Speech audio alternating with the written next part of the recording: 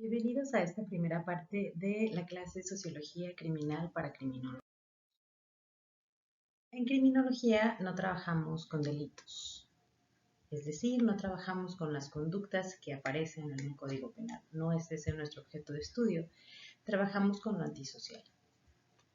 Pero necesitamos, para entender ese fenómeno antisocial o ese hecho antisocial, ciertas palabras, ciertos lenguajes que nos ayuden a comprenderlo.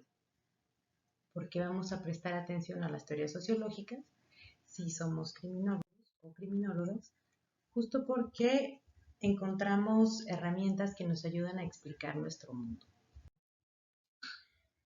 Encontramos diversas vertientes teóricas o diversas corrientes teóricas. En la primera parte encontramos las teorías funcionalistas.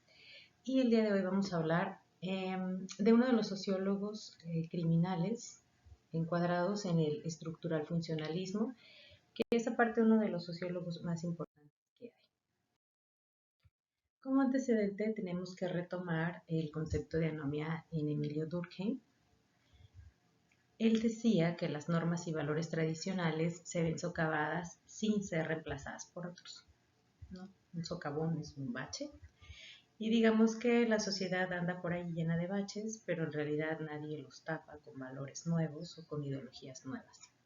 Existe anomia, dice Durkheim, cuando no hay normas claras que guíen el comportamiento en un área de la vida social. O no hay normas o las que hay son difusas y las personas no las entienden.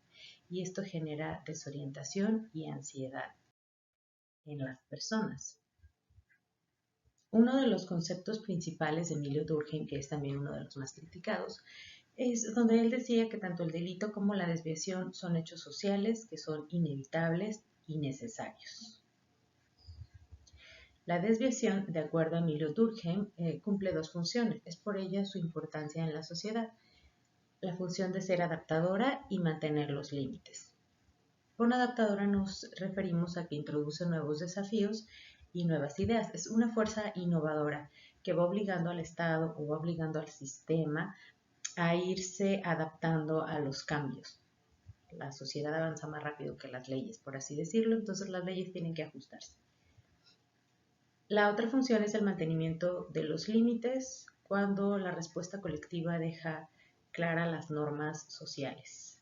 Por ejemplo, si llegáramos a traslapar estas ideas de Durkheim a la época actual, hay algunos fraccionamientos en los que, por ejemplo, cuando alguien roba, todos los vecinos avisan, y no solo avisan, sino que salen y retienen a la persona, o la golpean, etcétera, etcétera. Y eso nos lleva al último cuadrito que no se alcanza a ver bien, pero se refiere a la solidaridad, ¿no? Se forma solidaridad entre las personas. Y bien, pues hablaremos de Robert Merton. Como les decía, él está encuadrado en el estructural funcionalismo, un sociólogo estadounidense de los más importantes que hay, alumno de Talcott Parsons y a su vez él fue maestro de Anthony Giddens. Él nació en 1910, muere en 2003 en Filadelfia. ¿Por qué nos interesa en criminología Robert Merton? Bueno, él habló de muchas otras cosas, ¿no? De cuestiones metodológicas, de teoría del conocimiento, pero tiene una aportación muy importante en la cuestión de la desviación. Él hace una tipología. Entremos de lleno. Él habla de anomia. Él retoma este concepto de Durkheim de anomia, pero él dice lo que causa la delincuencia es la tensión entre los valores culturales aceptados y los medios para obtenerlos. Él habla de la tensión. ¿Cuáles son los valores aceptados o los valores a perseguir? Él los encuadra como el sueño americano. Aquí en México se llegó a escuchar la frase de es que fue a barrer dólares. Es decir, se va a Estados Unidos a tener éxito, ¿sí? Mediante disciplina y trabajo duro, todos pueden tener éxito material independientemente de dónde provengan. y se vuelven famosísimas historias tipo El Lobo de Wall Street, donde lo importante es el éxito material. Los fines a veces son dudosos, a veces son legítimos, a veces no tanto. Pero Merton dice esto no es verdad. Algunos grupos de personas, sobre todo inmigrantes, tienen pocas o ninguna esperanza para progresar. ¿Sí? Eso de el pobre es pobre porque quiere es un mito. ¿Sí? Para Merton, las estructuras sociales son las que determinan al ser humano. El individuo actúa de acuerdo a los ideales expuestos por el país, pero no todos cumplían con esos parámetros por falta de recursos o apoyos. Por eso ciertas personas acudían a la desviación, acudían a los delitos para incorporarse dentro de esa estructura. Una de las grandes críticas que se les hacen a este tipo de teorías es que la estructura es súper rígida y a la persona, al individuo le queda una capacidad muy pequeñita de agencia. Entonces, Merton nos habla de que hay 5 formas de adaptarnos a la estructura. Antes de explicar esta tipología de Merton, hablemos de lo que significa anomia para él, que no es lo mismo de lo que significaba para Durkheim. Por la raíz, anomia significa sin normas, nomia de norma a sin ausencia de normas. O, como decía Durkheim, las personas no las comprenden. Merton dice, las personas sí conocen las normas, las personas asumen una actitud ambigua frente a obedecer a la norma o seguir la norma. Es decir, sí sé que existe la norma, sí la comprendo, pero me vale. Esto crea sociedades estructuralmente disfuncionales, porque las desviaciones se toleran en mayor o menor medida. Entonces, como comentaba anteriormente, la teoría de Merton se centra en la tensión que hay entre los valores culturales de las personas y la desigual distribución de oportunidades legítimas para alcanzar esos valores materiales, ese sueño americano que básicamente se traduce en riqueza económica. La imagen habla de un niño sicario y él contesta, ¿no? Si ustedes estuvieran en mi lugar. Las respuestas adaptativas a la tensión social, de acuerdo a Merton, son de conformidad, innovación, ritualismo, retirada o retraimiento, en algunos textos así lo manejan, y rebelión. Entonces hay 2 cosas que aceptar o que aprobar. Una son los valores y la otra son los medios. En el caso de la conformidad, bueno, pues son personas que aceptan los valores y aceptan los medios. En el caso de las personas que innovan, y aquí es donde surge el delito, de acuerdo a esta teoría, aprueban los valores pero no aprueban los medios. En el ritualismo, en realidad les vale.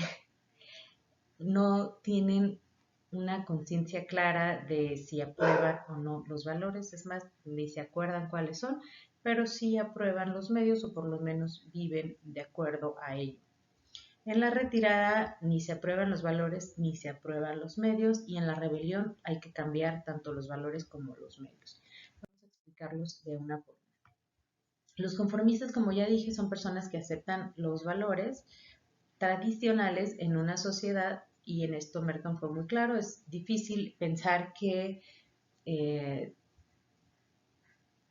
toda la sociedad va a tener los mismos valores, pero siempre hay una mayoría dominante, ¿no?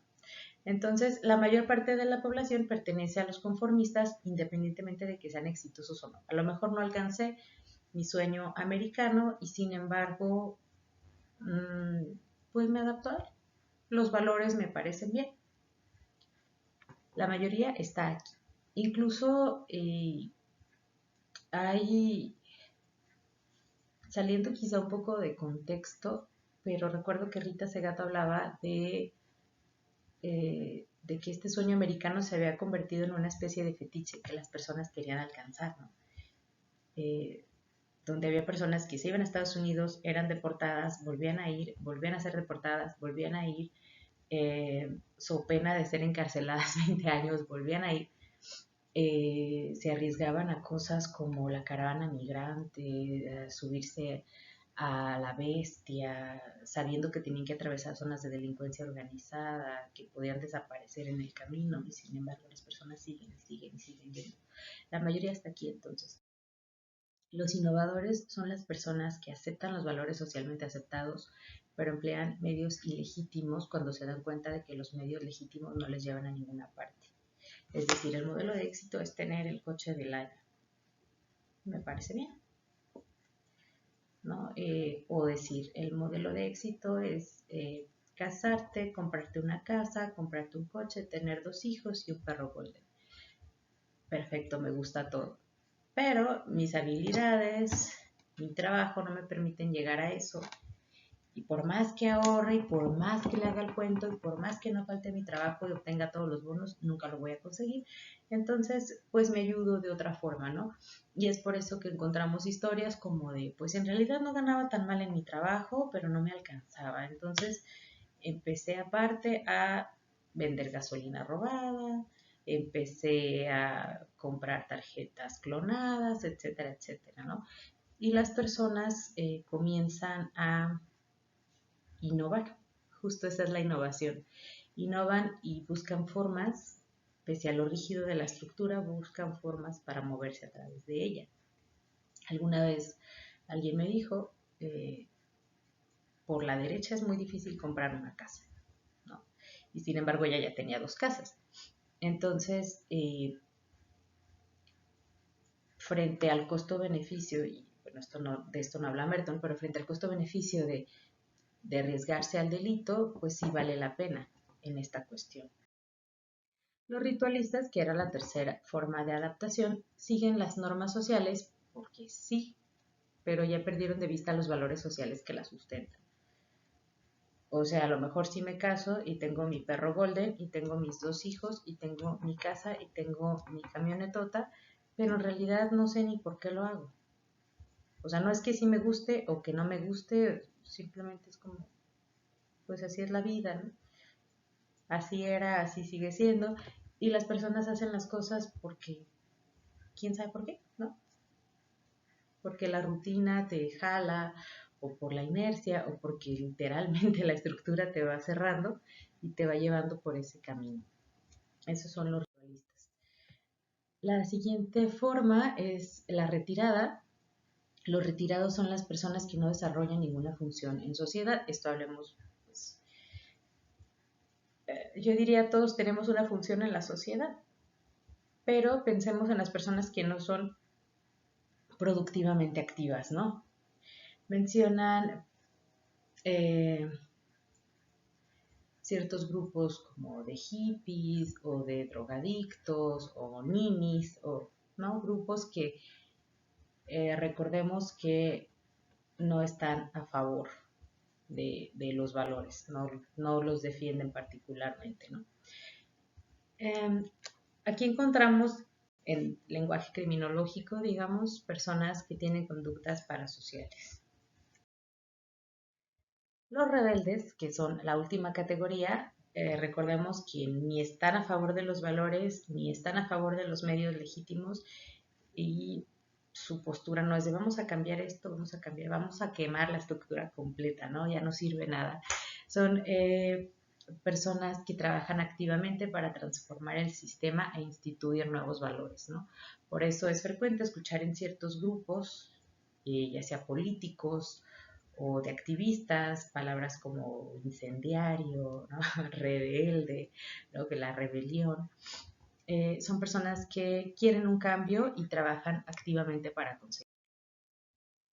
Las críticas que se le hacen a Merton es que se centró demasiado en las respuestas individuales, que ignoró la importancia de las subculturas, que utilizó estadísticas oficiales.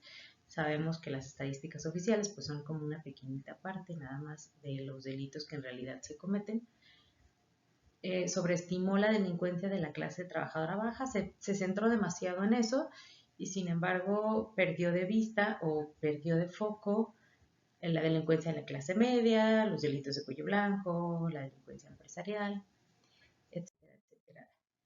Estos son las referencias de este apartado. Justo mencionaba al inicio que Anthony Giddens fue alumno de Merton. Espero que la información sea útil y continuamos con la siguiente teoría. Gracias.